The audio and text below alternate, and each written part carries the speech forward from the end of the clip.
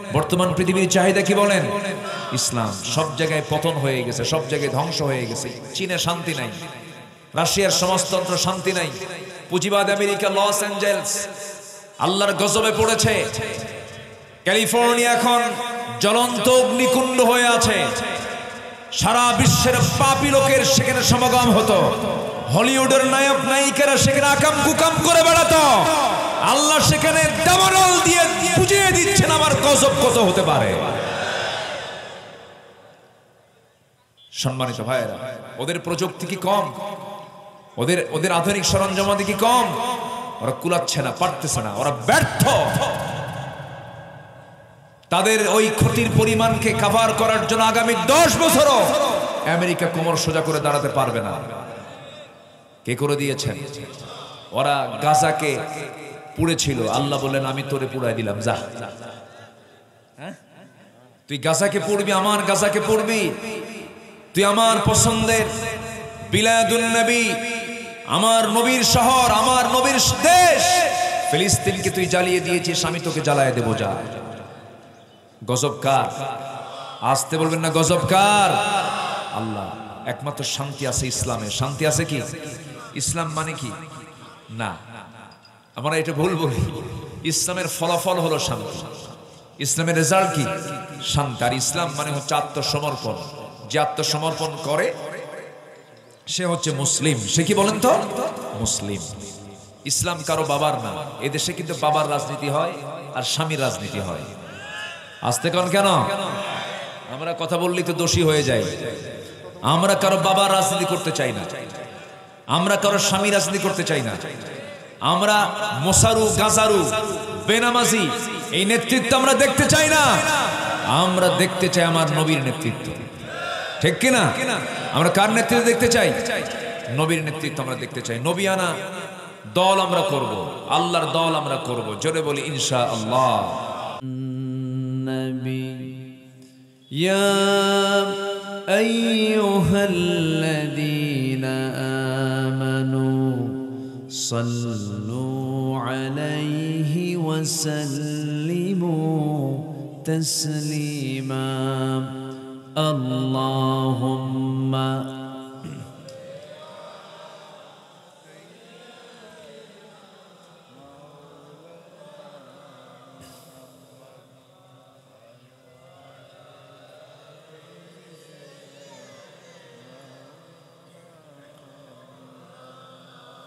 সবাই বলুন বালাগাল উলা বিকামালিহি কাশাফাত তুজা বিজামালিহি হাসুনাত জামিউ খিসালিহি।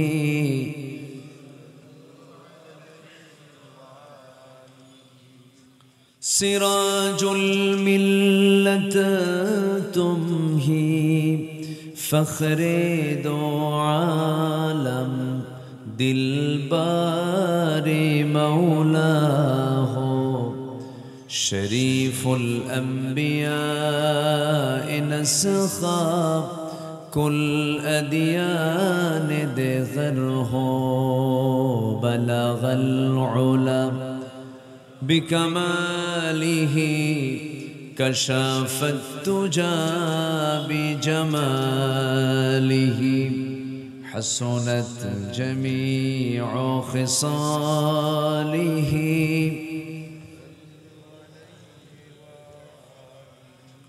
আমি কোরআনের সুর মাঝে শুনেছি যে নাম, আজানের সুর মাঝেও শুনেছি সে নাম। ও নাম শুনেছি আমি আমার হৃদয়। হে রাসূল নবীজি তোমায়, হে রাসূল নবীজি তোমায়। সবাই বলি সাল্লাল্লাহু আলাইহি ওয়াসাল্লাম। দেশের উত্তরাঞ্চল রংপুরের সিটি কর্পোরেশন এরিয়ার কিসামত বিশ্বমানজাই কেন্দ্রীয় জামে মসজিদ সংলগ্ন মাঠে মানজাই যুব সমাজ কর্তৃক আয়োজিত হাফিজিয়া মাদ্রাসা ছাত্রদের পাগড়ি প্রদান উপলক্ষে আয়োজিত দিনের বেলা অনুষ্ঠিত তাফসীরুল কোরআন মাহফিল 2025 মহত আয়োজনের সম্মানিত সভাপতি জনাব শহীদুল ইসলাম শাহীন, আজকের এই প্রোগ্রামের বরেণ্য প্রধান অতিথি দক্ষিণ এশিয়ার বৃহত্তম দ্বীনী সংগঠন, ইসলামী সংগঠন, মজলুম সংগঠন বাংলাদেশ জামাত ইসলামী রংপুর সদর 3 আসনের দলীয় মনোনীত এমপি পদপ্রার্থী, কেন্দ্রীয় মজলিসে শুরার অন্যতম সদস্য, শিক্ষাবিদ, গবেষক, সংগঠক, মুহতারাম অধ্যাপক মাহবুবুর রহমান বেলাল হাফিজাহুল্লাহ, আজকের মাহফিলের বরেণ্য আলোচক মাওলানা আব্দুল্লাহ হুসাইন সাহেব সহ উপস্থিত সম্মানিত মেহমান বৃন্দ, হাজারাত উলামায়ে কেরাম, ফদলায়ে ইজাম, সুশীল সমাজ, জাতির শ্রেষ্ঠ সন্তান শিক্ষক মণ্ডলী, জাতির বিবেক সাংবাদিক বৃন্দ, সামনে উপস্থিত দূরে কাছের বিভিন্ন স্থান থেকে ছুটে আসা জুমাবারের এই বরকতময় সময়ে উপস্থিত আমার প্রাণ প্রিয় দ্বীনী ভাইরা, আড়ালে বসে আছেন শ্রদ্ধেয়া সম্মানিতা মা বোনেরা, আলোচনার সূচনায় আনুষ্ঠানিকতার মধ্য দিয়ে আমার পক্ষ থেকে আবারও দিল খোলা সালাম, আসসালামু আলাইকুম ওয়া রাহমাতুল্লাহি ওয়া বারাকাতুহু। সবাই কেমন আছেন?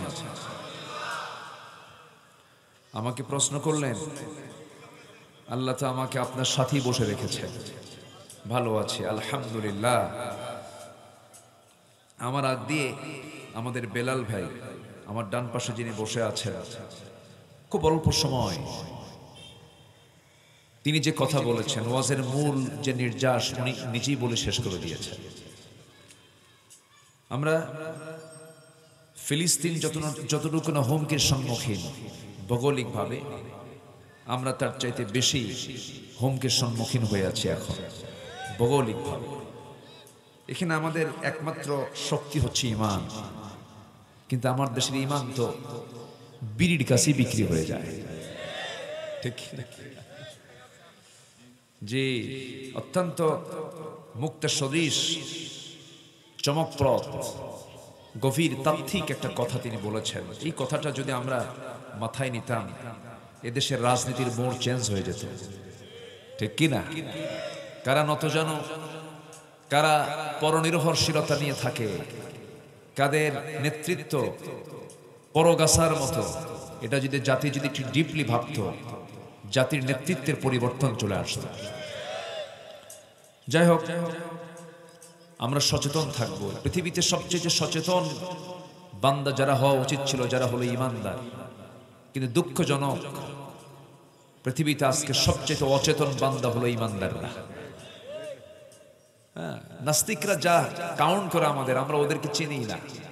মাত্র 1 কোটি ইহুদি গোটা পৃথিবীর রাজনীতিকে ওরা নড়াচড়া করছে, মাত্র 1 কোটি। ওদের 35 লক্ষই হচ্ছে বিজ্ঞানী, তারা সৃজনশীল, তারা সৃষ্টি করছে। ওদের সকল চেষ্টা সাধনা হচ্ছে মুসলমানকে কেমনে ধ্বংস করা যায়। আর আমরা ওদের সঙ্গে যে পীড়িত করতেছি, কি করতেছি? পীড়িত করছি। আমাদের কূটনীতিক ব্যর্থতা, আমাদের ঈমানের দুর্বলতা আমাদেরকে ধ্বংসের দিকে ঠেলে দিচ্ছে। ঠিক সেই মুহূর্তে আমরা বসে আছি কোরআনের এই ফুল বাগানে। আজকে আমি সংক্ষিপ্ত করে, আমি সময় একটু কম পেলাম দিনের বেলা তো, এবং সবার তো কুল্লু জাদীদুন লাদীদুন, এক একজন আলোচকের কথা এক এক রকম সুন্দর হবে। উনি যে কথাটা বললেন এটা এক সৌন্দর্য, তার আগে যারা কথা বলেছেন তাদের আরেক সৌন্দর্য। তো তো শেষ ক্লাসে এসে আমি কিছু ভাঙ্গাচোরা কথা বলতে চাচ্ছি, আমাকে সময় দেবেন তো? আমি এসেছি অনেক আগে, জুমা পড়েছি দর্শনার মোড়ে, তো ভাবলাম দর্শন এখানে আসলো কেন? এ তো চুয়াডাঙ্গায় থাকার কথা, সেখানে কেরুয়ান কোম্পানির মদের ফ্যাক্টরি একটা আছে, তাই না? জি, তো এখানে দর্শনার মোড়ে জুমার নামাজ পড়েছি। নামাজ পড়ার সুযোগ কম হয়, পড়াতে হয় বেশি। আজকে মুসল্লি হয়ে জায়গা পাই না, একদম তিনতলার মাথায় উঠে এক কোনায় দাঁড়ায়া মুসল্লি হয়ে নামাজটা পড়লাম। একটা মজাই আলাদা, মুসল্লির মজাও কিন্তু আছে। নামাজি যে নামাজ পড়ায় তার তো প্যারা বেশি, টেনশন বেশি, এত লোকের দায়িত্ব নিয়ে নামাজ পড়ানো। আর নামাজ পড়া it is must to safer to obey then to rule. নেতৃত্ব দেওয়ার চাইতে অনুগত থাকাটাই কিন্তু নিরাপদ। কিন্তু আজকের সমাজে নেতৃত্ব দেওয়ার জন্য কিছু কুকুর কামড়াচ্ছে, ঠিক কিনা? কিছু কুকুর কামড়ায়, একই দল করে, কুত্তা গ্রুপ, শিয়াল গ্রুপ। এগুলো কি চিহ্নিত করুন, মাথায় নেন এগুলো। কোন দিন আর জাগবো আমরা? এই যুবক ছেলেদের, রংপুরের এই রক্তগুলোকে বৃথা যেতে দেব না আমরা ইনশাআল্লাহ। জোরে বলি ইনশাআল্লাহ। এই জাতির একটা সবচেয়ে বড় বদভ্যাস, সেটা হলো ইতিহাস ভুলে যায় তাড়াতাড়ি। ইতিহাস কি হয়? ভুলে যায়। আমরা মনে রাখবো, এটাকে লালন করব, যুবকদের রক্তকে আমরা বৃথা যেতে দেব না। জোরে বলি ইনশাআল্লাহ। আজকে যদি এই পরিবেশ না হতো, এই মাহফিল হতো না, জানেন? এই মাহফিল হতো না, উনি থাকতেন না, এখানে আসতেই পারতেন না। উনি আসতে পারতেন না, কেউ আসতে পারতেন না, আপনি আসতে পারতেন না। ওদের কাছে মাহফিল ছিল জ্বালার কারণ। মাহফিল বন্ধ করতে গিয়ে ওরা বন্ধ হয়ে গেছে, ওরা আলেমদের কুলঙ্গ করতে গিয়ে ওরা ল্যাংটা হয়ে বিদায় নিয়েছে। অনেক কিছু করেছে ওরা, কিছু বলতে হবে তো আমাকে। কম জ্বালা খাইনি তো, জেলও খাটছে, মামলা টামলা তো ছিলই। সম্মানিত বন্ধুগণ, মঞ্চে লক্ষ্য করে গুলি করা হয়েছে, আগুন ধরিয়ে দেওয়া হয়েছে, মামলা দেওয়া হয়েছে, হামলা করা হয়েছে, নির্যাতন করা হয়েছে। ওদের লক্ষ্য ছিল কি জানেন? জাতিকে কোরআন থেকে দূরে রাখা। কিন্তু ওদের ষড়যন্ত্র সফল হয়নি, সব বুমেরাং করে দিয়েছেন তিনি আমার কে? আল্লাহ আছেন না নাই? মুরব্বীরা প্রায় বলতো উপায় নাই না মরা পর্যন্ত, উপায় নাই না মরা পর্যন্ত। আল্লাহ কয় না রে বান্দা, চিন্তা করিস না, আমি আসতেছি। বান্দার পিঠ যখন দেয়ালে ঠেকে যায় তখন সাহায্য কার আসে? কার সাহায্য আসে? আল্লাহর সাহায্য আসে। কাশ্মীরকে অচল করে রেখেছিল ইন্ডিয়া, গোটা পৃথিবীতে আল্লাহ পাক করোনা দিয়ে সবারকে ঘরের মধ্যে আটকেছিল। আল্লাহ ধরে ফেলে, সময় হলেই ধরে ফেলে। এজন্য চাঁদাবাজি ছিল 16 বছর, চাঁদাবাজি এখনো বন্ধ হয়নি। আসতে বলবেন না, বন্ধ হয়েছে, শুধু ম্যান ট্রান্সফার হয়েছে, হাত শুধু ট্রান্সফার হয়েছে। ইতিহাস থেকে শিক্ষা নিন, জনগণ কিন্তু একদম আস্থা করে নিক্ষেপ করে ছাড়বে, ঠিক কিনা? এটা মাথায় রাখতে হবে। আমরা তাফসীর মাহফিলের প্ল্যাটফর্ম থেকে আমরা সমালোচনা করতেই পারি, আমরা বলতেই পারি কথা, আমাদেরকে বলতে হবে। আমাদের বলার দরকার আছে না নাই বলেন তো? আমাদের এই কোরআনের প্ল্যাটফর্ম থেকে যদি হক কথা না আসে, কোন প্ল্যাটফর্ম থেকে হক কথা আসবে? এই প্ল্যাটফর্ম থেকে আমরা কিছু কথা বললে এটাকে রাজনীতি মেনে ওইদিকে টেনে নিবেন না, নিজের গায়ে টেনে নিবেন না। সতর্কতার জন্য বলছি, সুযোগ বারবার আসে না। একটা সুযোগ এসেছে দেশকে সংস্কার করার জন্য, দেশকে গঠন করার জন্য, একটি সুন্দর কল্যাণ রাষ্ট্র গঠনের জন্য আমরা ইসলামকে বেছে নেব। জোরে বলি ইনশাআল্লাহ, আরো জোরে বলি ইনশাআল্লাহ। আল্লাহ কবুল করুন, জোরে বলি আমিন। সম্মানিত ভাইয়েরা, আমি যেখান থেকে কথা বলতে চাচ্ছি, সময় তো কম। আমি তো প্রথমে হতাশ হয়েছিলাম, লোকজন গেল কই, লোকজন কই, এই বছরে কি রেকর্ড কি ভঙ্গ হয়ে যাবে নাকি? আমি এসে ভাবতেছি কোথায় কথা বলবো, লোকই তো নাই। কিন্তু আপনারা যে এরকম চালাক তা তো বুঝে নেই, সব হাজির হয়ে গেছে। যে পরিমাণ বসে আছে সেই পরিমাণ বাইরে মানুষ দাঁড়ায়ও আছে, অনেক মানুষ, টের পাওয়া যাচ্ছে নাকি? যাই হোক, এসেছেন। এই রংপুরের বিপ্লবের জন্য যদি এক একজন যদি আবু বকর হন, বিপ্লব এমনি হয়ে যাবে। লোক কি বেশি লাগে নাকি? বিজয়ের জন্য লোক বেশি লাগে? যে লোকটা মরার জন্য, আল্লাহর দ্বীন কায়েমের জন্য মরতে প্রস্তুত, তাকে কে হারাবে? তাকে হারাবে কে? যখন ছাত্র সমাজ যখন জীবন দিয়ে যখন মাঠে নেমেছে, তখনই তো তারা পালিয়েছে। এখান থেকে এক শিক্ষা আছে না নাই বলেন তো? আচ্ছা, যদি পালাতাম, যদি ছাত্ররা পালাতো, তাহলে কি হতো? আজকে এই প্রেক্ষাপট আসে? আসে বলেন বছর আসে? আসে না। তাহলে কি হতো? উল্টা জালিম শক্তি চেপে বসতো। আল্লাহ পাক এক জায়গায় বলে দিয়েছেন এই কথা, আমি লম্বা ওইদিকে যাব না। সাহস নিয়ে দাঁড়িয়েছি আমরা, বিজয় দিয়েছেন কে? আসতে বলবেন না, কে বিজয় দিয়েছেন? আল্লাহ বিজয় দিয়েছেন। এখন সমাজে যেহেতু মদের বোতল পাওয়া যায়, রংপুরে মনে হয় মদের দোকান নাই, আসতে বলে সুদের কারবার নাই, তবে এই এলাকায় কোনো সুদ নাই বললেই চলে। এলাকায় তো আছে না? আচ্ছা, সুদও আছে, মদও আছে, বেশ্যাবৃত্তির লাইসেন্সও আছে না নাই? আমার আপনার মেয়ের মতো, বোনের মতো, মায়ের মতো বহু মহিলা আছে বাংলাদেশে যারা গলায় ঝুলিয়ে রাখে বেশ্যাবৃত্তির লাইসেন্স, এবং তারা বুক উঁচু করে বলে I M A sex worker, আমি একজন যৌনকর্মী, কিচ্ছু বলতে পারবি না। চিন্তা করুন, একটি গোটা পৃথিবীর 90% মুসলিম অধ্যুষিত একটি বাংলাদেশ, একটি জনপদ মুসলমান, সেই দেশে একজন মহিলা মুসলিমা নারী, সে কার্ড ঝুলিয়ে ঘুরে বেড়ায় একজন সেক্স ওয়ার্কারের পরিচয় দিয়ে। এটা কি আনন্দের কথা না লজ্জার কথা? বলেন বলেন বলেন, আনন্দ না লজ্জা? তো এইগুলো বন্ধ হবে কোন দিন? বলেন বলেন বলেন, এগুলো বন্ধ হবে কোন দিন? বন্ধ করার দরকার আছে না নাই? কোরআনকে শুধু কাগজের পাতায় রাখবো আমরা? কোরআন শুধু আমরা কাগজের পাতায় হাফেজের মাথায় দেখতে চাই না, কোরআনকে আমরা দেখতে চাই সমাজের পাতায় পাতায়। রাজি আছেন কারা কারা? হাত উঁচু করে দেখান মুসলমান।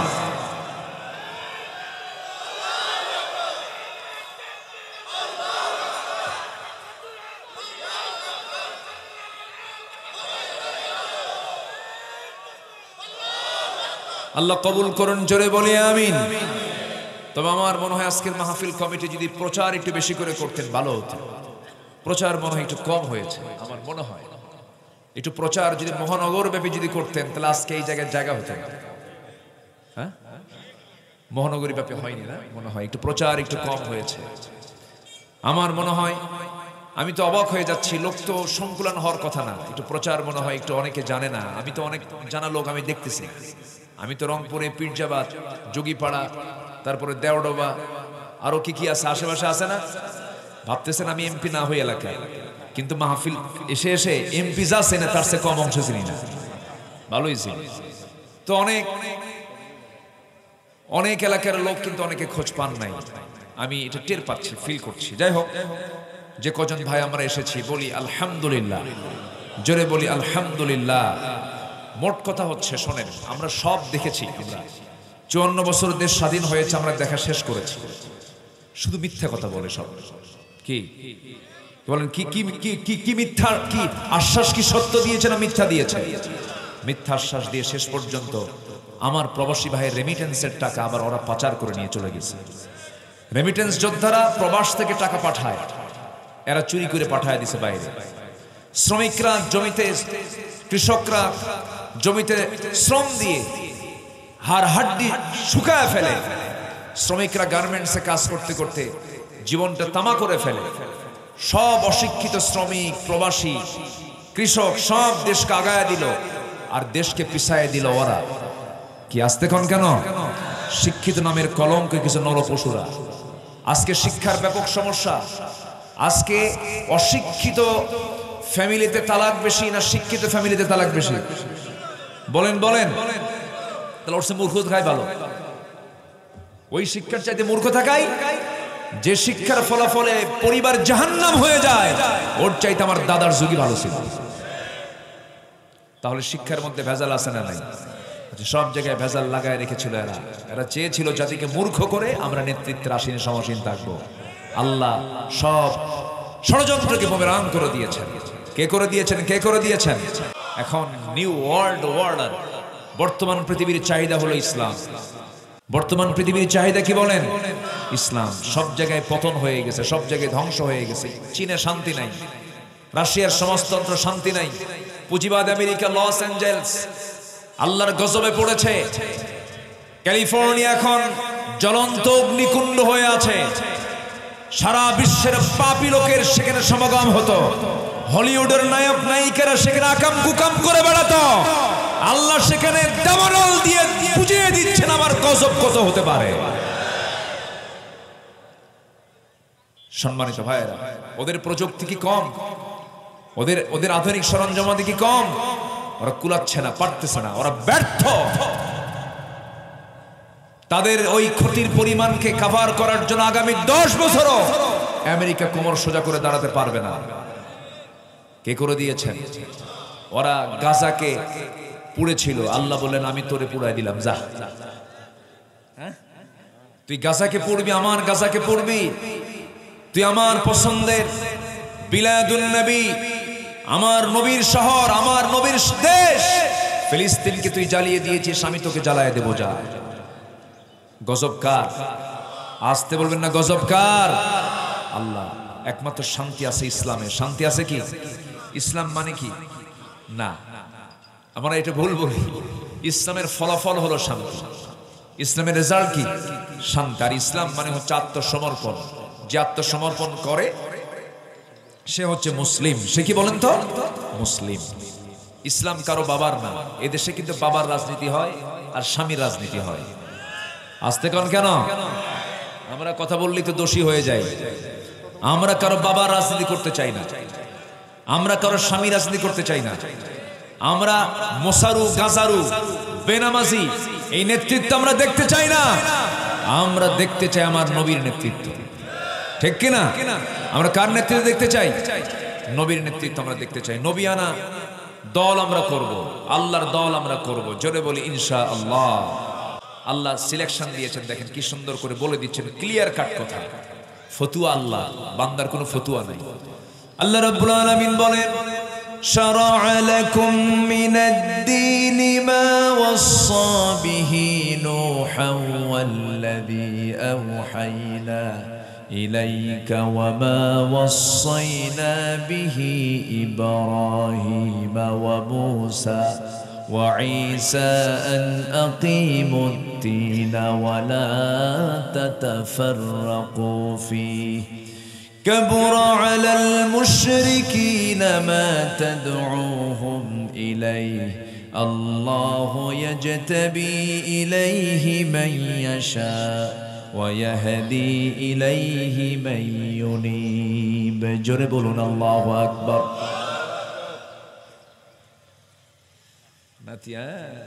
মাশাআল্লাহ। ও খুব আনন্দিত, এতগুলো লোক দেখতেছি আমি, ও খুব চিন্তায় পড়ে গেছে। আনন্দ না আব্বু? হ্যাঁ মাশাআল্লাহ। ঠিক আছে, নানার কোলে চুপ মেরে বসে থাকো, আওয়াজ করা যাবে না। হ্যাঁ চুপ মেরে বসে থাকো। জি মাশাআল্লাহ। রাসূল এরকম করতেন, নাতিকে কোলের মধ্যে নিয়ে ওয়াজ করতেন। সুবহানাল্লাহ বলবেন না? রাসূল নাতিকে নিয়ে ধমক দিতেন না, ধমক দিতেন না। আমার নবীজির কাছে বাচ্চারা আসলে খেলা বাদ দিয়ে বসতো রাসূলের সামনে। বন্ধুর চাইতে, মানে শিশু বন্ধুর চাইতে রাসূলকে বেশি বন্ধু মনে করত। সুবহানাল্লাহ বলবেন না? কিছু দাদা আছে, না আছে, হাসেও না, কান্দেও না, খালি রাগ করে, খালি ধমক দেয় নাতিপুতিরে। নাতিও মনে মনে দোয়া করে, মরবি কোন দিন, কুলখানি খাবে। বুঝছেন? ঠিক না? বিশ্ব নবীর সিরাত ছিল আলাদা। আল্লাহু আকবার। যার কাছে যেতেন সেখানে মিশে যেতেন। নেতৃত্বের যত গুণ থাকা দরকার তা সম্পূর্ণ দিয়েছেন আমার নবীর ভিতরে। জোরে বলে সুবহানাল্লাহ।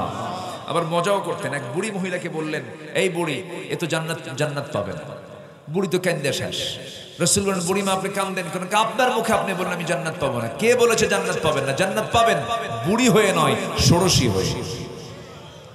মজা করতেন। এক কালো মহিলাকে বললেন যে এই কালো মহিলা কোনদিন জান্নাত পাবে না। শেষ, কাঁদতে কাঁদতে রাসূল বললেন, কান্দো কেন? হুজুর আপনার মুখে আমি কি আর জান্নাত পাবো?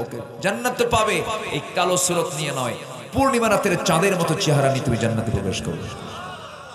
রাসূল মজা করতেন, কথাবার্তা বলতেন ওরকম করে, হাসি খুশি ছিলেন মুহাম্মদ সাল্লাল্লাহু আলাইহি ওয়াসাল্লাম। সম্মানিত ভাইরা, তাহলে আল্লাহ পাক এখানে স্পষ্ট করছেন, তোমাদের জন্য নির্দেশ দেওয়া হয়েছে সেই দিনের যে দিন নূহকে দেওয়া হয়েছিল। যে কাজ করেছেন ইব্রাহিম, মূসা, ঈসা, সবার দায়িত্ব ছিল আন আকিমুদ্দীন ওয়া লা তাতাফাররাকু ফীহি, তোমরা আল্লাহর জমিন, আল্লাহর দ্বীন কায়েম করো। এই কায়েমের সংগ্রামে কখনো মতপার্থক্য সৃষ্টি করো না। ওয়া লা তাতাফাররাকু ফীহি ওয়া লা তাফাররাকু, এই সমস্ত কথাগুলো সেই জায়গায় বলে দিয়েছেন আল্লাহ তাআলা যেখানে ফিতনা সৃষ্টি করার সম্ভাবনা আছে। আল্লাহু আকবার বলেন। সেখানে এটা আজকে আমার দেশে দিন কায়েম নিয়ে কথা আছে না, কিছু কিছু বিরোধী শক্তি আছে না নাই, বলে জিহাদ কিসের, এখন তার জিহাদ নাই। ওরা জিহাদ করার লোক খুঁজে পায় না, কার বিরুদ্ধে জিহাদ করবে এই লোক নাকি ওরা খুঁজে পায় না। মানে ওরা খুঁজবে কেমন, ওরা নিজেরাই যে বাতিল। সিনেমা উদ্বোধন হবে, হুজুরকে দাওয়াত দেয়, দোয়া করে আল্লাহ তুমি সিনেমার বরকত বাড়ায় দাও, বোঝেন নাই? মদের ফ্যাক্টরি উদ্বোধন হবে, হুজুর ভাড়া করে নিয়ে যায়, দোয়া করে আল্লাহ তুমি মদের ফ্যাক্টরিতে সকল বরকত ঢেলে দাও। আছে না নাই? আচ্ছা, এই 16 বছর অনেক আলেমের গায়ে, অনেক শাইখুল হাদিসের গায়ে মামলা তো দূরের কথা, একটা আঁচড়ও লাগে নাই। জামাই আদরে ছিল 16 বছর, এখন হলো চোরের মায়ের, আজ থেকে চোরের মায়ের কি। এখন তাদের আওয়াজ দেখছেন, আওয়াজগুলো কি তাদের। এখন সম্মানিত ভাইয়েরা, আমরা কারো দিন মানবো না, আমরা কার দিন মানবো বলেন? আল্লাহর দিন আমরা মানবো। আল্লাহ রাব্বুল আলামিন সোজা সবটা বলে দিচ্ছেন, বান্দারে পৃথিবীতে দিন একটাই, তার নাম হলো ইসলাম। ইসলাম ছাড়ার কোনো দিন তোমার মানা যাবে না। ইন্নাদ-দীনা ইনদাল্লাহিল ইসলাম। আল্লাহর কাছে মনোনীত নির্ধারিত দিন একটাই, তার নাম, জোরে চিল্লায় বলুন তার নাম কি? আরো জোরে বলুন তার নাম কি?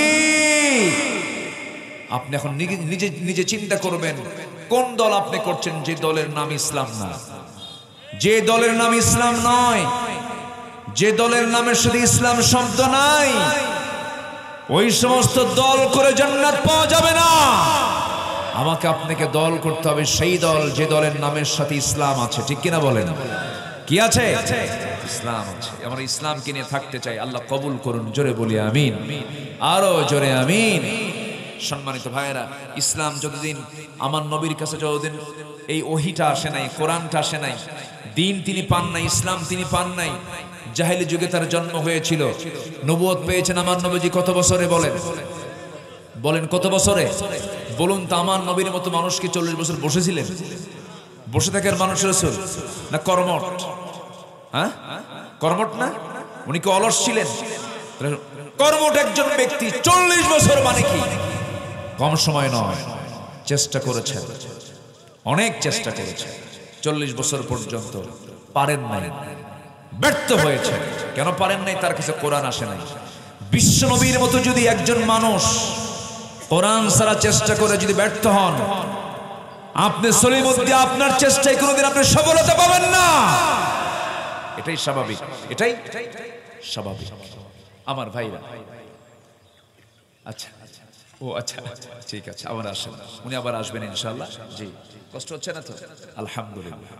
আমি কি আলোচনা চালাবো? জোরে বলি ইনশাআল্লাহ। আপনাদের রং তো অনেক সুন্দর, আপনার রংপুরের মানুষ তো, যেখানে রং ছাড়ার কিছু নাই, অনেক রঙের মানুষ আপনারা। বলি আলহামদুলিল্লাহ। দেখেন না কত রং, কাপড় এক একজনের এক এক রকম, টুপি এক একজনের এক এক রকম, চেহারা এক একজনের এক এক রকম, নানা রং বেরং রংপুর। বলি আলহামদুলিল্লাহ। আল্লাহ রঙের কথা বলেছেন, সিবগাতাল্লাহ ওয়া মান আহসানু মিনাল্লাহি সিবগা। তোমরা আল্লাহর রঙে রঙিন হও। আমরা কার রঙে রঙিন হব? আল্লাহর রঙে রঙিন হব। জোরে বলি ইনশাআল্লাহ। সম্মানিত ভাইয়েরা, তাহলে রাসূল ইসলাম ছাড়া পারেন না, আমরা কি ইসলাম ছাড়া পারবো? আমরা ইসলাম ছাড়া সমাজ বিনির্মাণ করতে পারবো? রাসূল যেহেতু পারেন না, এটা নিশ্চিত আমরাও পারবো না। আমার নবীজি কোন সমাজে জন্ম নিয়েছিলেন, যে সমাজের মানুষ যে মাকে বিয়ে করতে, জোরে বলেন, জোরে বলেন। বাপ বিয়ে করছে, সৎ মা তালাক দিছে, পরের দিন ওই সৎ মাকে ছেলে বিয়ে করে নিয়ে চলে আসছে। এত নম্র। কাবা শরীফ, যেটাকে আমরা কালো কাপড় দিয়ে মুড়ানো দেখি, ওটা কাবা। ইন্না আউওয়ালা বাইতুন উদিআ লিন-নাসি লাল্লাযী বিবাক্কা। সেই কাবা শরীফের চতুর্দিকে যে হাজিরা তোয়াফ করে, ওই আরবের জাহেলি যুগের লোকেরা তোয়াফ করত উলঙ্গ হয়ে। কি হয়ে? উলঙ্গ। সে যুগের মানুষ একটা ভাঙ্গা পাতিলকে কেন্দ্র করে, মাটির পাতিল, যুগের পরে যুগ তারা যুদ্ধ লাগায় রাখত। যুদ্ধবাজ ছিল একটা জাতি, শততা বিভক্ত জাতি, গোড়া জাতি, বাঁকা জাতি, এক ওখা জাতি। এই জাতিকে আমার নবীজি একটা সুতার কাঠিতে আবদ্ধ করলেন, কিচ্ছু দিয়া নয়, একমাত্র কি দিয়া? আসতে বলবেন না, কি দিয়া? কোরআন। আমার নবীর সামনে এক সাহাবী কাঁদতেছেন, চোখের কোনা বেয়ে বেয়ে টপ টপ করে পানি পড়ছে। রাসূল বলেন, সাহাবী তুমি কাঁদো কেন? হুজুর আমি কাঁদতেছি, আমার পূর্বের জীবনের কিছু গুনার কথা মনে করছি। রাসূল বললেন, তুমি কি ইসলাম কবুল করে ঠকছো নাকি? না হুজুর, আমি ইসলাম কবুলের জন্য বলতেছিলাম। কি হয়েছে তোমার বলো? হুজুর আমি এমন একটা গুনাহ করছি, আমার মনে হয় এই গুনাহ আল্লাহ পাক কোনোদিন মাফ করবেন না। রাসূল বলেন, তুমি কি গুনাহ করেছো বলো? নবীর সামনে আস্তে করে হাঁটু করে বসে গিয়ে বলছেন, হুজুর আমি আমার নিজের মেয়েকে নিজের হাতে আমি খুন করে ফেলেছি। রাসূল বলেন, কেমনে কেমনে খুন করেছো একটু বলো তো, বর্ণনা দাও তো। সাহাবীর সামনে বসে গেলেন। আমার নবীজি অনেক লম্বা সময় ধরে তার কথাগুলো শুনলেন। মানুষের দুঃখের কথাগুলো একটু সময় নিয়ে শুনলেও কিন্তু যার দুঃখ, যার মনে কষ্ট, তার কিন্তু অনেক কষ্ট লাঘব হয়। আল্লাহু আকবার বলবেন না? আমার নবীজি মন খুলে শুনলেন। বলো তো সাহাবী, তোমার কি হয়েছিল বলো তো। আমার নবীজি দীর্ঘ সময় ধরে সাহাবীদের কথাগুলো শুনতেন, বলতেন, শুনতেন। আমার নবীজি সাহাবীকে সামনে বসায় রাখলেন। বসিয়ে রেখে বলছেন, সাহাবী কি হয়েছিল বলো। হুজুর 6 মাস যখন আমার স্ত্রী গর্ভে আমার সন্তানের বয়স, আমার বউটাকে বললাম, যাও তোমার বাবার বাড়ি যাও, সন্তান ডেলিভারি হয়ে আসো। সন্তান ডেলিভারি হয়, ছেলে সন্তান হলে পরে নিয়ে আসবে। মেয়ে সন্তান হলে পরে দেখতেই চাই না আমি তাকে জীবন্ত পুঁতে হত্যা করবে, আমাকে বলার দরকারই নাই। আমি এই কথা জানাইয়া দিলাম। আমার বউটা চলে গেল, সন্তান মেয়ে হয়েছে, আমাকে বলল মৃত সন্তান, ডেড বডি। আমার কথা বলল, ডেড বডি, মৃত সন্তান হয়েছে। আমি কিচ্ছু বললাম না, কিন্তু মেয়ে সন্তান হয়েছে অন্যের বাড়িতে, লুকায় লুকায় বড় করে সন্তানটার বয়স 6 বছর হয়ে গেছে, আমি জানি না হুজুর। আমার সামনে একদিন হঠাৎ চোখে পড়ে গেল, আমার মতোই কপাল, আমার মতোই হাত, আমার মতোই নখ। সঙ্গে সঙ্গে আমি তার হাতটা চেপে ধরে ছোট্ট বাচ্চাটাকে, ছোট্ট বাচ্চাটা মেয়েটাকে নিয়ে সোজা তার মায়ের কাছে গিয়ে বললাম, ও আমার স্ত্রী, সত্যি করে বলো তো, এই সন্তানটা দেখতে আমার মতো মনে হয়, সন্তানটা কার বলো। সঙ্গে সঙ্গে আমার বউটা কেঁদে কেঁদে বলছে, স্বামী আমার কতক্ষণ তথ্য গোপন করবো, এই সন্তানটা আমাদেরই সন্তান। তেলে বেগুনে খেপে গেলাম, আমি প্রকাশ হতে দিলাম না। চরম রাগ আমার ভিতরে জমতে লাগলো। শেষ পর্যন্ত আমি অভিনয় শুরু করলাম, ঠান্ডা মাথার খনি বনে গেলাম, অভিনয় শুরু করে মেয়েটাকে আদর করা শুরু করলাম। মেয়েটা আমার আদর দেখে এতটাই খুশি হয়ে বলল, বাবা তোমার মতো এত ভালো বাপ আমার মা তোমার সঙ্গে কেন পরিচয় করে দেয় নাই। আমার পিছন ছাড়ল না। পরের দিন সকালবেলা ওকে বললাম, মা তোমাকে নানির বাড়ি নিয়ে যাব। মেয়েটা আমার দারুণ খুশি, আমার মেয়ে আমার সঙ্গ ছাড়ে না। মেয়েটাকে রওনা করলাম সঙ্গে করে নিয়ে, গর্তের ওই করলাম কি নানির বাড়ির দিকে রওনা না দিয়ে জঙ্গলের দিকে রওনা করলাম। মেয়েটার মুখ ছোট হয়ে গেছে। মেয়েটা বলছে, বাবা এই দিকে যাও কেন? এই দিকে জঙ্গল, এই দিকে নানির বাড়ি। কিচ্ছু বললাম না। জঙ্গল পার হয়ে মেয়েটাকে ধরে নিয়ে গর্ত খনন শুরু করে দিলাম। কোদাল দিয়ে গর্ত খনন করি। মেয়েটা আমার দিকে বারবার তাকায়, দেখে আমার শরীরে ঘাম ঝরতেছে। গামছা দিয়ে আমার ঘামগুলো বারবার মুছে দেয়। আমার দাড়ির ভিতরে মাটিগুলো ছিটকে ছিটকে আসে।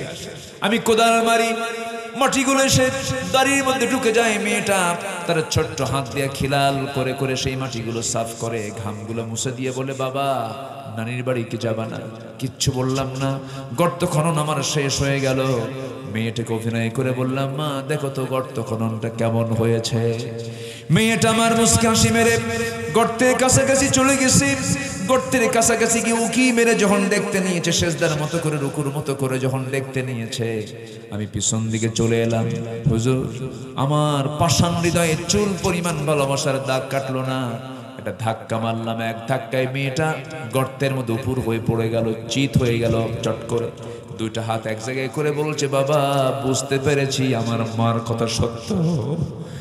আমি কেন তোমার সঙ্গে পরিচয় হতে আসলাম মা। বাবা তুমি আজকে আমাকে এখানে মেরে ফেলার জন্য আসছো বাবা, তবে সত্য কথা বলি, আজকে তোমার কাছে কোনোদিন কিছু চাই নাই। আজকে তোমার কাছে একটা জিনিস চাবো, তা হলো প্রাণ ভিক্ষা চাই তোমার কাছে।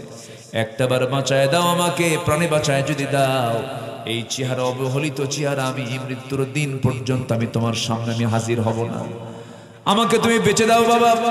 বারবার আমার কাছে প্রাণ ভিক্ষা চাইলো, আমার কাছে বাঁচতে চাইলো, কিন্তু আমি এমন পাষাণ বাপ, কোনো কথা মানলাম না। হাতের মধ্যে পাথর নিলাম, বুক বরাবর করে যা বরাবর মেরে দিলাম, ফিনকি দিয়ে রক্ত বের হয়ে গেল। ভিতর থেকে আওয়াজ আসতেছে বাবা, বারবার আমাকে ডাকে, আমার দিল কাঁপলো না, দিলটা নরম হলো না। মাটি চাপা দিয়া, বালু চাপা দিয়া, পাথর চাপা দিয়া বাপ হয়ে মেয়েকে খুন করে দুনিয়া থেকে বিদায় করে দিলাম। হুজুর, ইসলাম গ্রহণের আগ পর্যন্ত কোনোদিন এগুলো চিন্তা মাথায় আসে নাই, কিন্তু যেদিন আমি গ্রহণ করেছি আল্লাহর দিন, ইসলাম কবুল যেদিন করেছি, সেই দিন থেকে যে সময় আমি রাত্রিবেলা ঘুমাতে যাই, আমার কাছে মনে হয় আমার মেয়েটা পিছন থেকে বারবার আব্বা আব্বা বলে ডাকে। আমার ঘুম হয় না হুজুর, আমি খুব কষ্টে আছি। আমার নবীজি সাহাবীকে জড়িয়ে ধরে আদর করে মাথায় হাত দিয়ে বলছে, সাহাবীরে চিন্তা করো না, তুমি যে দিন গ্রহণ করেছো, যে ইসলামটাকে কবুল করে নিয়েছো, এই ইসলাম কবুলের কারণে তোমার এই বড় একটা খুনের মতো বড় গুনাহ আল্লাহ রাব্বুল আলামিন তোমার জীবন থেকে সাফ করে দিয়েছে। আমার বন্ধুগণ, সেই লোকগুলোকে এক সুতার কাঠিতে আবদ্ধ করেছেন, কোনো জাদু মন্ত্র দিয়ে নয়, কোনো দুনিয়ার কোনো আজেবাজে কোনো কথা দিয়ে নয়। এই ব্যক্তিগুলোর পরিবর্তন হয়েছে। আবু বকর, ওমর, ওসমান, আলী, এই সমস্ত লোকের যে চেঞ্জটা হলো, একমাত্র কারণ হলো কি দিয়ে তারা পরিবর্তন হয়েছে। আসতে বলো না, কি দিয়ে তারা পরিবর্তন হয়েছে? সেই কোরআন আজও আসে না নেই বলেন?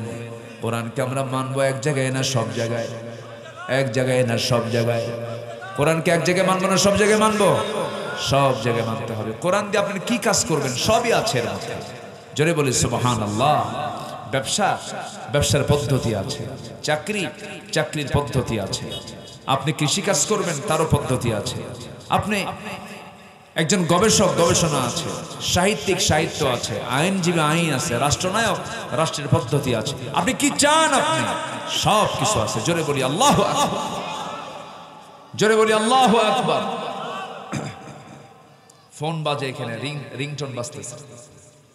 কার এগুলো? এই এগুলো কার? যে দিয়ে গেছে সে আরেক আহ্মক না বলেন তো?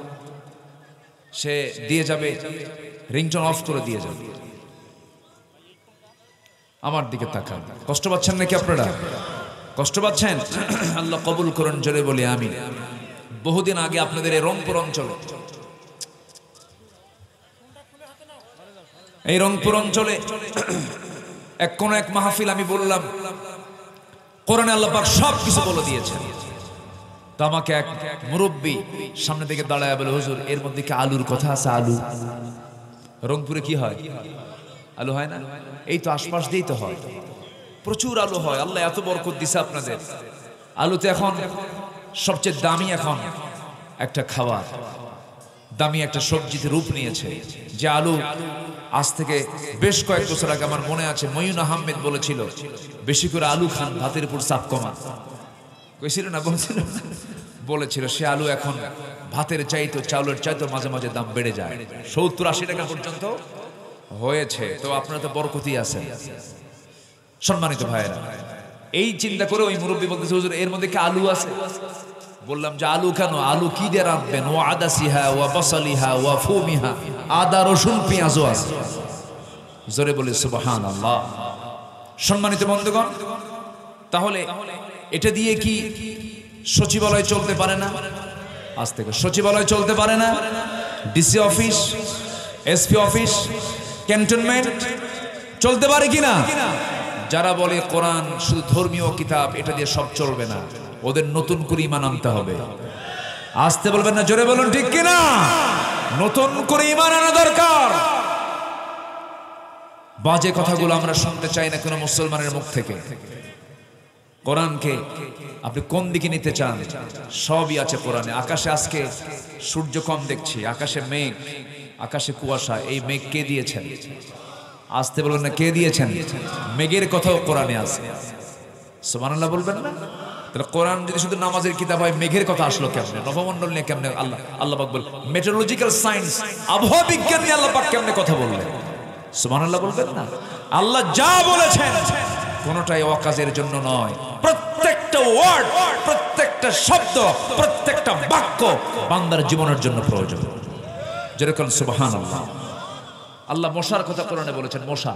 কাফেররা কয় মাযা আরাদাল্লাহু বিহাদা মাসালা, তোমার আল্লাহর কাম নাই কাজ নাই, মিসাল এই মশার মিসাল দেওয়ার কি দরকার, মশার উদাহরণ দেওয়ার কি দরকার? আল্লাহ পাক এমনি এমনি দেননি, অবশ্যই এর কোনো যৌক্তিক দিক আছে না নাই? আসতে বলবেন না আছে না নাই? আচ্ছা, মশা কেন দেওয়া হলো মশার উদাহরণ? আচ্ছা, মশা যদি বেশি খায় ওর হায়াত বাড়ে না কমে? মশা যদি মানুষের রক্ত বেশি খায় ফেলে ওর হায়াত বাড়ে না কমে? এই 16 বছর যারা ক্ষমতায় ছিল তারা কম খাইছে না বেশি খাইছে? মরছে তাড়াতাড়ি, মরছে। উদাহরণ ঠিক না বে ঠিক? হ্যাঁ, উদাহরণ ঠিক আছে কিনা? আল্লাহ বলছেন, মশার উদাহরণ দিচ্ছেন। আল্লাহ আবার এই মশাকে আল্লাহ রাব্বুল আলামিন ইস্তি মশা উল্লেখ করেছেন। ইন্নাল্লাহা লা ইস্তাহি আন ইয়াদরিবা মাসালান মা বাউদাতান, ইস্তি মশার কথা বলেছেন কারণ মশা যখন কামড়ায়, পুরুষ মশা কামড়ায় না, স্ত্রী মশাই কামড়ায়। কি পুরুষ না মহিলা? খালি মহিলা কই না, মহিলা মশা কম। মহিলা কি মশা। বাড়িতে যাবেন, আমরা নাকি খালি কামড়াই, থাকো আমি কামড়াচ্ছি, আরেক বিপদে পড়ে যাবে। মহিলা মশা কামড়ায় কেন? মহিলা মশা কামড়ালে মানুষের রক্তের মধ্যে প্রোটিন আছে, বংশ বিস্তারে মহিলা মশাগুলোই ভূমিকা পালন করে থাকে। আল্লাহ পাক কোরআনের কারীমের মধ্যে মহিলা মশার কথাই বলেছেন বাউদাতান। যারা আলেম ওলামা আছেন, এটা মুয়ান্নাসের হালাত, স্ত্রী মশার কথা আল্লাহ পাক বলেছেন। নাম্বার 3 হলো, আচ্ছা মশারি আমরা টাঙ্গাই না, মশা মশারি টাঙ্গায়? মশারি টাঙ্গায় কে? কিসের ভয়ে? তাহলে মশা শক্তিশালী না আমরা শক্তিশালী? কেমনে বলে?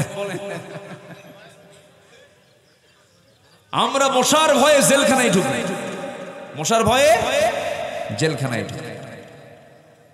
তুচ্ছ ভাবার কোনো সুযোগ নেই। আজকে সবচেয়ে ডেঞ্জারাস রোগী হলো আমার দেশে ডেঙ্গু, চিকুনগুনিয়া। শত শত লোক মারা যাচ্ছে এই সমস্ত রোগে। কিসের কামড়ে? মশার কামড়ে। মশা ঠিক আছে না বলেন? মশার উদাহরণ ঠিক আছে? আমার বন্ধুগণ, তাও আশ্চর্য হওয়ার কিছুই নাই। মশাকে আল্লাহ উদাহরণ হিসেবে দিয়েছেন। এই মশা রাতের বেলা, আপনি শীতের রাতে আপনি ঘুমিয়ে পড়বেন, চতুর্দিকে তাকায় দেখেন একটা মশাও নাই। শীতের রাতে মশা থাকে কম, আপনি শুয়ে পড়েছেন, মশারি টাঙ্গান নাই, কিন্তু দেখবেন লাইট যখন বন্ধ করেছেন, 2-1টা মশা যদি থেকেও যায়, আপনার কানের কাছে এসে এত সুন্দর গান গায়, সারেগামা পাধানিসা বলে না, সুন্দর করে গান গাওয়া শুরু করলো, ঘুম শেষ। কিন্তু এখন প্রশ্ন হলো, আপনার চোখে ধরা পড়লো না, ওই রাতের বেলা লাইট বন্ধের পরে আপনাকে কেমনে চিনতে পারলো? সায়েন্স বলতেছে প্রত্যেকটা মশা 75 ফুট দূর থেকে টের পায় এখানে কোন সলিমুদ্দি শুয়ে আছে।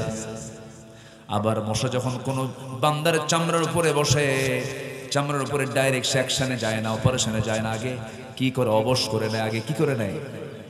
এটা ইংরেজি, এটা একটা মেডিকেল পরিভাষা আছে, অজ্ঞান করে কি বলে এটাকে? বলে হ্যাঁ, অ্যানেস্থেসিয়া। এই তো সব ডাক্তাররা বসে আছে, অ্যানেস্থেসিয়া। আগে অ্যানেস্থেসিয়া করে, অ্যানেস্থেসিয়া করে চতুর্দিকে আগে অবশ করে, সলিমুদ্দি তোর 14 গোষ্ঠী টের পাবে না, আমি খায়া যাবো। আল্লাহু আকবার বলবেন। অ্যানেস্থেসিয়া করে হুলটা ফুটায়া তৃপ্তি মতো ওর মন মতো খায়া নেয়, প্রোটিনগুলো নিয়ে বংশ বিস্তার করছে। সম্মানিত ভাইয়েরা, এবং কানের কাছে এসে যে ভন ভন করে, এই আওয়াজ কিন্তু তার মুখের নয়, তার পাখার। এই পাখা যে ঝাপটায়, সে 2 পাখা যে ঝাপটায়, প্রতি সেকেন্ডে তার এই ঝাপটানোর পরিমাণ হলো 500 থেকে 600 বার। এটা জোরে কোন সুবহানাল্লাহ। আজ পর্যন্ত পৃথিবীতে এমন কোন মেশিন আবিষ্কার হয় নাই যা মশার পাখার চাইতে দ্রুত গতিতে চলতে পারে। তাহলে মশাকে ছোট কিছু? আরেকটা কারণ বলি, সেটা হলো এই পৃথিবীতে একজন কাফের খুব বাড়াবাড়ি করে আল্লাহর বিরুদ্ধে কথা বলেছিল। আল্লাহ পাক যাকে তার নাকের মধ্যে দিয়ে মশা ঢুকায় শেষ করে দিয়েছিলেন, কামড়ায়া। কে? ওই কাফেরটার নাম কি? তাহলে আল্লাহ পাকের উদাহরণ দেওয়া কি ঠিক না ব্যাঠিক? ঠিক আছে কিনা? আল্লাহ পাক মাকড়সার কথা বলেছেন। কিসের কথা বলেছেন? মাকড়সা। মাকড়সা কার ঘরে থাকে? আসতে কয়, আমার আপনার ঘরেই তো থাকে। আল্লাহ এই জন্য বুঝাচ্ছেন যে ওই মাকড়সার দিকে চায় থাকে, বুঝেন না? তোমার ঘরে যেহেতু এই মাকড়সা থাকে, আমি আল্লাহ তাআলা একটা সূরা নাযিল করলাম, তার নাম কি? মাকড়সা। আনকাবুত তো আরবি, তার নাম কি? সূরাতুল আনকাবুত, মাকড়সা। তাহলে আল্লাহ পাক একটা সূরার নাম যেহেতু দিলেন এই প্রাণীর নামে, তাহলে এই সূরার এই প্রাণীর ব্যাপারে একটা রহস্যময় অবশ্যই একটা কিছু আছে না নাই? আচ্ছা, আল্লাহ রাব্বুল আলামিন বলেন, মাসালুল লাযীনা ইত্তাখাযু মিন দুনিল্লাহি আউলিয়া কামাসালিল আনকাবুত اتخذت بيتا وإن أوهن البيوت لبيت العنكبوت لو كانوا يعلمون জোরে বলুন আল্লাহু আকবার। কাফেরদের দৃষ্টান্ত হলো যারা আল্লাহকে গার্ডিয়ান না বানায়া অন্য কাউকে গার্ডিয়ান বানাবে, অন্য কাউকে অভিভাবক মনে করবে, মুরব্বী মনে করবে, গার্জিয়ান মনে করবে, আল্লাহকে বাদ দিয়ে অন্য কাউকে যারা ওলি বানাবে, আল্লাহ বলছেন তাদের দৃষ্টান্ত হলো মাকড়সার মতো। ব্ল্যাক রেডো নামে মাকড়সা আছে, অনেক ধরনের মাকড়সা আছে। এই মাকড়সার উপরে জুলজি ডিপার্টমেন্ট গবেষণা করে দেখেছে, স্ত্রী মাকড়সা এবং স্বামী মাকড়সা যখন তারা যৌন মিলনে মিলিত হয়ে যায়, যৌন মিলনে চলে যায়, ইন্টারকোর্স যখন কমপ্লিট হয়ে যায়, স্ত্রী মাকড়সার মধ্যে চরম খাদ্যের সংকট সৃষ্টি হয়।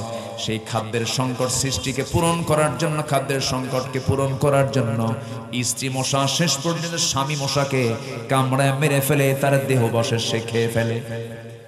চিন্তা করেন আল্লাহ তাআলা কত আগে মাকড়সার কথা বললেন। আমার বন্ধুগণ, যদি কোনো পরিবারে স্ত্রী তার স্বামীকে হত্যা করে ফেলে, সেই সংসারটাকে শান্তির না অশান্তির বলেন। এই জাগতিক জীবনে যারা আল্লাহকে ছাড়া অন্য কাউকে বন্ধু বানাবে, তাদের উদাহরণ হচ্ছে মাকড়সার মতো। মাকড়সার সংসারের মতো কোনো শান্তি হবে না। জোরে কোন সুবহানাল্লাহ। কত আগে আল্লাহ তাআলা এগুলো জানায় দিয়েছেন। অবশ্যই বিজ্ঞান যত উন্নত হবে, কোরআনকে চেনা জানা বোঝা তত সহজ হবে। আল্লাহু আকবার বলে, আর জোরে আল্লাহু আকবার। আমার ভাইয়েরা, আমার বন্ধুগণ, এই জন্য কোরআনকে আমরা সব জায়গায় ব্যবহার করতে চাই। কোরআন দিয়ে শুধু নামাজ নয়, কোরআন দিয়ে সমাজ গড়তে হবে, কোরআন দিয়ে রাষ্ট্র গড়তে হবে। আজকে যদি আমরা আমাদের পরিবারকে কোরআন দিয়ে গড়তে পারতাম, আজকে আমার পরিবারকে ধ্বংস করার জন্য আকাশ সংস্কৃতির মধ্য দিয়া ভারত তাদের সংস্কৃতিকে ঢোকায় দিয়েছে আমাদের ভিতরে। মেয়েদের উলঙ্গ করে ঘর থেকে বের করে দিয়েছে, পর্দার কোনো পরিবেশ নাই। মেয়েরা যে পোশাকগুলো পরে সেই পোশাকগুলো মুসলিম পোশাক নাই, ইন্ডিয়ান পোশাক। বলেন বলেন বলেন বলেন।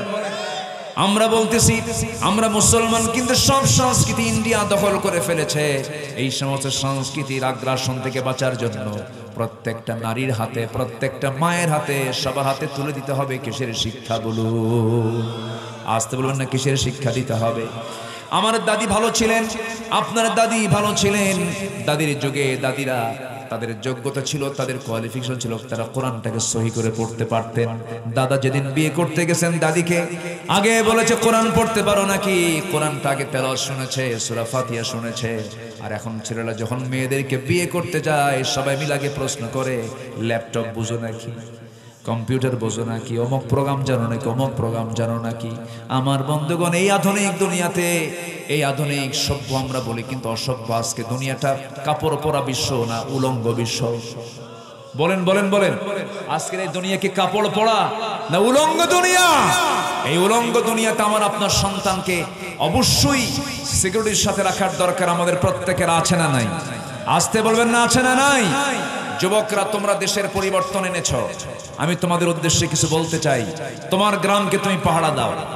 তোমার গ্রামে কোন ঘর থেকে বোরকা ছাড়া মেয়ে বের হয়, তার তালিকা করে সেই বাড়িতে গিয়ে তোমরা যুবকরা বলবে, এই যে মেয়ের বাপ, এই যে মেয়ের ভাই, এই যে মহিলার বাবা, গার্জিয়ান, আপনার মেয়ে আমার গ্রাম থেকে আর বোরকা ছাড়া বের হতে পারবে না। আমরা যুবক, আমাদের ইমানের ক্ষতি হয়। আসতে পাও কেন যুবকরা? ঠিক কিনা?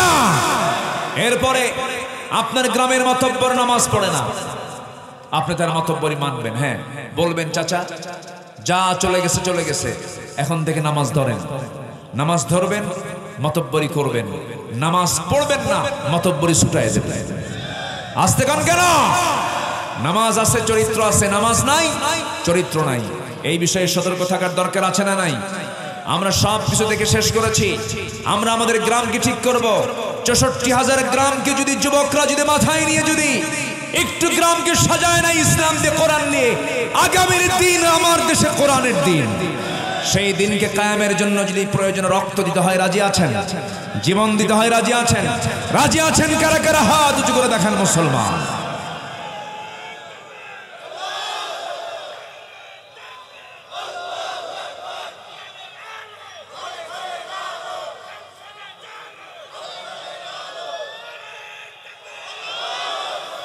আল্লাহ কবুল করুন, জোরে বলে আমিন, আরো জোরে আমিন। সম্মানিত ভাইয়েরা, সম্মানিত বন্ধুগণ, আমার রাসূল যে দিন প্রতিষ্ঠা করেছিলেন যে রাষ্ট্রে, সে রাষ্ট্রের কিছু আদর্শগত দিক আমি তুলে ধরতে চাই। সময় খুবই অল্প, আমি খুব টেনশনে আছি যে কখন হঠাৎ করে দিবা আজান। আজানের সময় প্রায় হয়ে যাচ্ছে। চাচা কিছু কয় না, ও পানি খাবে। এই যে পানি আছে তো এখানে, এই বোতল টোতল নাই এখানে?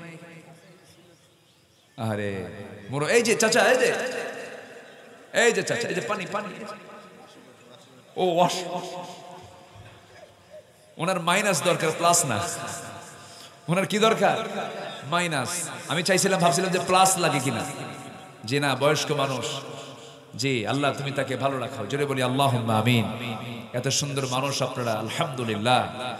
সম্মানিত ভাইয়েরা, তাহলে আমার নবীজি যে দিনটা প্রতিষ্ঠা করেছিলেন যে রাষ্ট্রে, এই রাষ্ট্রে এক নম্বর বৈশিষ্ট্য ছিল কি জানেন? সেখানে কোনো শিরকের গন্ধ ছিল না, কবর পূজা ছিল না, মাজার পূজা ছিল না। এটা আমার দেশে আছে না নাই? এটা কি মাথায় নেওয়া দরকার আছে? মাথায় নেওয়া দরকার আছে না নাই? দ্বীনের নামে, ইসলামের নামে যে সমস্ত মাজারে পূজা হয়, যারা এগুলোর জন্য অনুমোদন দেয়, যারা এগুলো করতে প্রমোট করে, তাদের হাত পা ভেঙ্গে গুঁড়ো করে দেওয়া দরকার।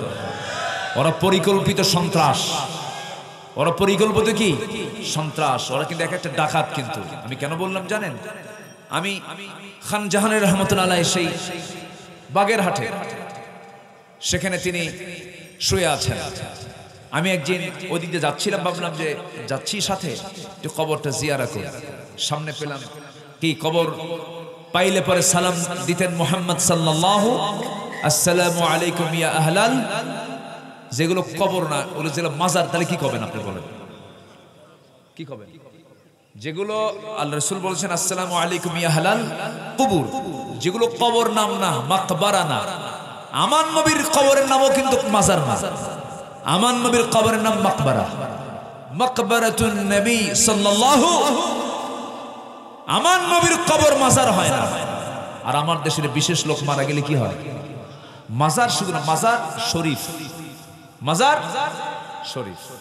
তো এখন যদি মাজার শরীফ দেখেন, তাহলে আপনি সালাম দিবেন কি? আসসালামু আলাইকুম ইয়া আহলাল মাজার। ঠিক আছে? কি করবেন আপনি? আচ্ছা, যিনি শুয়ে আছেন তার তো কোনো প্রবলেম নাই, এগুলো বানাইছে, এগুলো সব শয়তানগুলো বানাইছে। যিনি শুয়ে আছেন তার তো কোনো প্রবলেম নাই। তা আমি ভিতরে ঢুকবো, এরকম মোষ, বাগানো মোষ আর সালার চট পড়ে আমার দিকে ডাকাতের মতো ছায়া আছে। আমি ডাকাত তো এমনি কই না, এত বড় চোখ, গরুর মতো চোখ বানায় আছে আমার দিকে। আমি জুতা হাতে করে নিয়ে আসতেছি, জুতা হাতে করে যাচ্ছি ভিতরে। বাইরে জুতা রাখার পরিবেশ নাই, কারণ আমার দেশে জুতা কি চুরি হয় না। তো আমি ওই জায়গায় যে জুতো কিনবো কখনো বার, আমি জুতা হাতে নিয়ে, জুতা একটা পোশাক, জুতা কিন্তু একটা পোশাক। কিন্তু আমার দেশের জুতাটাকে কেন মানে একটু মানে সতর্ক রাখা হয় কেন? আমার দেশের মাটিগুলোতে নাপাকি হালতটা বেশি থাকে। উন্নত বিশ্বে কিন্তু জুতাটা পোশাকের মতোই মনে করা হয়। যারা মক্কা মদিনায় গেছেন তারা দেখেছেন অনেকে জুতা পরে নামাজ পড়ে, মানে জুতাটা এমন, জুতা নরম, মুজার মতো। মুজা পরে নামাজ হয় না? তো মুজা যার নাম, জুতাও কি তার নাম? তো মুজা চামড়া, চামড়ার মুজা আছে না নাই? আছে কিনা বলেন? আছে। তো জুতা পরেও নামাজ হবে। জুতা যদি কি হয়, নাপাক মুক্ত হয়, এটাও পোশাক, এটাও কি পোশাক। তো আমি জুতা হাতে নিয়ে আসতেছি, আমার দিকে তাকায় বলে, আপনার তো সাহস কম না, আপনার উপরে গজব নাযিল হবে, আপনি মাজার শরীফ আপনি জুতা হাতে নিয়ে ঢুকতেছেন। আমি কি তো জুতা চোর দেখতেছি? আমি মনে মনে বলতেছি, তো জুতা চোর, ও তো জুতা চুরি করবো, দান্দা জুতা চুরি করা। তো বললাম, যে আমি জুতা নিয়ে ঢুকবো, সমস্যা কোথায়, কেনা জুতা ঢুকলে এটা মাজারের সম্মান ক্ষুণ্ণ হবে, বাইরে রেখে আসেন। বললাম যে বাইরে রাখবো, দেখবে কে? দেখার কেউ নাই, তুই তো চোর, আমার জুতো চুরি হবে। পরে আমি জুতা হাতে নিয়ে আমি আরেকজনকে বললাম, বিশ্বনবীর কবর জিয়ারা করেছি জুতা হাতে নিয়ে। বিশ্বনবীর কবর জিয়ারা করতে যদি জুতা হাতে নিতে প্রবলেম না হয়, এই জায়গায় জুতা হাতে নিতে সমস্যা কোথায়? দেখিস আমার আর কোনো জবাব দিল না কেউ। কয়েকজন ঢুকে সালাম দিয়ে কবর জিয়ারা করে বের হয়ে আসলাম। তোদের মোষের সাইজ দেখে, সেই মোষগুলো কি জানেন, একদম বাগানো মোষ, লাল টকটকা। কি খাইছে বলেন, কি খাইছে কোন? এবং ওরা গাজা করে কয় সিদ্ধি। কি খাইছে? সিদ্ধি। কিচ্ছু না, খালি চিকন 7-8টা ওই যে বাঁশের যে ডাল হয়, ওটাকে এলাকায় কি বলে? কঞ্চি বলে না?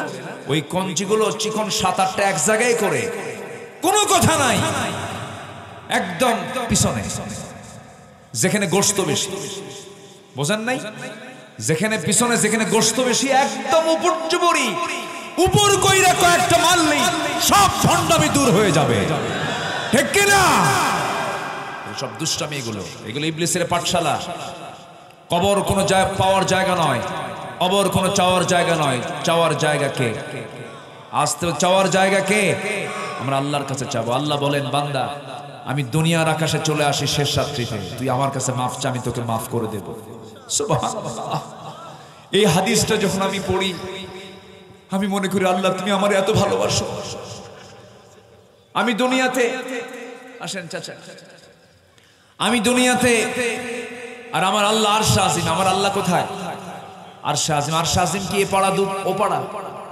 আরশে আজিম কি ওই পাড়া? আরশে আজিমটা কত দূর দেখেন। আমরা এখানে বসে আছি রংপুরের, কি এটা এলাকার নাম? মানজাই। মানজাই আছি আমরা। এখান থেকে আকাশ কয় মাইল বলেন? আকাশে যাওয়া সম্ভব? আচ্ছা, সূর্য 13 লক্ষ গুণ বড় পৃথিবী থেকে। বেটেল জুইস একটা তারকা আছে, যে তারকা সূর্যের চাইতে এক তারকা 33 কোটি গুণ বড়। আবার ওই তারকা একটা না, আল্লাহ পাক 500 বিলিয়ন তারকা রেখেছেন কোটি কোটি গ্যালাক্সির ভিতরে। সুবহানাল্লাহ বলেন। এক একটা গ্যালাক্সির মধ্যে কোটি কোটি 500 বিলিয়ন করে তারকা রেখে দিয়েছে এক একটা গ্যালাক্সির মধ্যে। বেটেল জুইস, সুপারনোভা, আড্রা, কত তারকা আছে। মানুষ চাঁদে গেছে। মানুষ যদি চিন্তা করে একটু তারকার দেশে যাবে, পৃথিবীর সবচেয়ে নিকটবর্তী তারকা হলো প্রক্সিমা সেন্ট্রাই। প্রক্সিমা সেন্ট্রাই যদি কেউ যেতে চায়, পৃথিবীর কোনো ওই হেলিকপ্টার বিমান দেওয়া হবে না, চেষ্টা করা যেতে পারে নভোযান দিয়ে। তো নভোযানের মধ্যে একটা লেটেস্ট নভোযান একটা আছে পৃথিবীতে এখন, যার ঘন্টার গতি হলো 39,000 কিলোমিটার। অ্যাপোলো 11। এই অ্যাপোলো 11 চড়াও যদি কোন বান্দা রওনা দিতে পৃথিবীর সবচেয়ে নিকটবর্তী তারকার দেশে যদি রওনা দিয়ে দেয়, তার সেই প্রক্সিমা সেন্ট্রাই নামক নিকটবর্তী সেই তারকার দেশে যেতে সময় লেগে যাবে 1,15,000 বছর মাত্র। যাবেন কারা কারা? হাত তুলেন। সম্ভব? তাহলে আল্লাহ কত দূর আছেন। এই তো দুনিয়ার কথা বলতেছে, আকাশের উপর। সে আল্লাহ বলছেন, বান্দা আমি সে 7 আকাশ থেকে প্রত্যেক রাত্রিতে প্রথম আকাশে চলে আসি। একটু জোরে বলে সুবহানাল্লাহ। কেন আসি? আলা মিন মুস্তাগফিরিন ফাগফির লাহ। কোন ক্ষমা প্রার্থী আছে আমার কাছে ক্ষমা চাবে, আমি তাকে ক্ষমা করে দেব। জোরে বলে সুবহানাল্লাহ। তাহলে তাহাজ্জুদ কি দরকার আছে? তাহাজ্জুদ সবাই পড়েন। আল্লাহ পাক কি অফারটা দিচ্ছেন। আমি এই হাদিসটা পড়ার পর থেকে আমি চেষ্টা করি, নিজের আমলের কথা কখনো বলতে নেই, তবে আমি চেষ্টা করি, ভাঙ্গা চোরার চেষ্টা করি। ইমানদারের জীবনে শুধু 5 ওয়াক্ত নামাজ নয়, আল্লাহর রহমত পেতে হলে তাহাজ্জুদ দরকার। ঠিক কিনা বলেন? তাহাজ্জুদ দরকার। আমরা তাহাজ্জুদটা পড়বো, জোরে বলি ইনশাআল্লাহ। চিন্তা করা যায়, আল্লাহ বলতেছেন আলা মিন মুস্তাগফিরিন ফাগফির লাহ। কোন ক্ষমা প্রার্থী আছে আমার কাছে ক্ষমা চাবে, আমি ক্ষমা করে দেব। প্রথম আকাশে এসে আমার কাছে এরকম করে বলেন, বান্দা যদি সেজদায় দেয় তাহলে আল্লাহ কি পরিমাণ খুশি হন।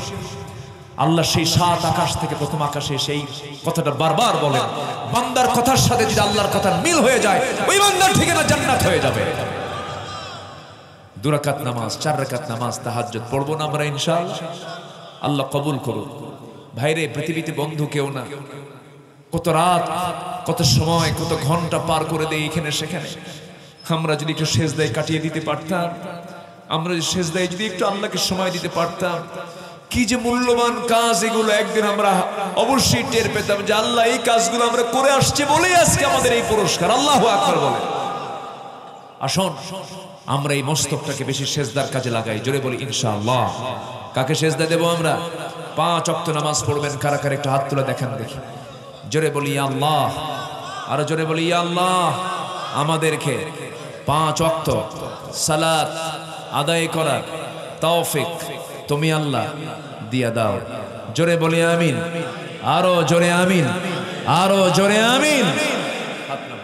আজান হয়ে গেছে আরো 7-8 মিনিট আগে। আমি সময় বেশি ক্ষেপণ করব না। কেন? আসরের নামাজটা আদায় করা আমাদের জন্য সুন্নত, নফল, ওয়াজিব, মুস্তাহাব না ফরজ? বলেন বলেন। ফরজ। যখন ফরজের হুকুম চলে আসে তখন নফলটা অপশনাল হয়ে যায়। নফলটা অপশনাল হয়ে যায়। এটা না পড়লেও তখন হয়, না করলে তখন হয়। যেহেতু আজান হয়ে গেছে, হ্যাঁ 4:30টায় জামাত হবে, সেই দিকে লক্ষ্য করে বলতেছি। আমি যদি 4:30টায় শেষ করি 5টার ধাক্কা লাগবে, তখন আরো ঝুঁকিপূর্ণ হয়ে যাবে। এজন্য কেউ যাবেন না, সবাই বসুন।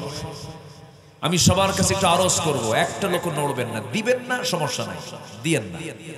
কিন্তু দেওয়ার কথা যদি বলি, একটু মাদ্রাসার জন্য, দিনের জন্য চাইতে গেলে যদি দৌড় মারেন, এটা কিন্তু খুব কষ্টকর কাজ। এটা খুব কষ্টকর, এই দৃশ্যটা খুবই কষ্টকর। আমি এটা দেখতে চাই না। যারা দিবেন একটু চাদর যাবে। কই এই ভলেন্টিয়াররা কোথায়? আব্বা ব্যাগটা কোথায়? হ্যাঁ একটু ব্যাগটা হ্যাঁ নিয়ে একটু সবার কাছে যান। সেই সময় লোক ছিল না, আমি দেখেছি লোক ছিল না, কম ছিল। একটু ব্যাগ যাবে, যে যা পারেন। এদের কোনো প্রিপারেশনই নেই। দেখেন এই যে একজন লুঙ্গি নিছে আর একজন গামছা নিছে, ব্যাগ নাই। যে একটু দ্রুত গতিতে কেউ উঠবেন না। আমি উঠলে কিন্তু আমি মনক্ষুণ্ণ হব। বসুন, জিকির করেন সুবহানাল্লাহ আলহামদুলিল্লাহ, আরো জোরে লা ইলাহা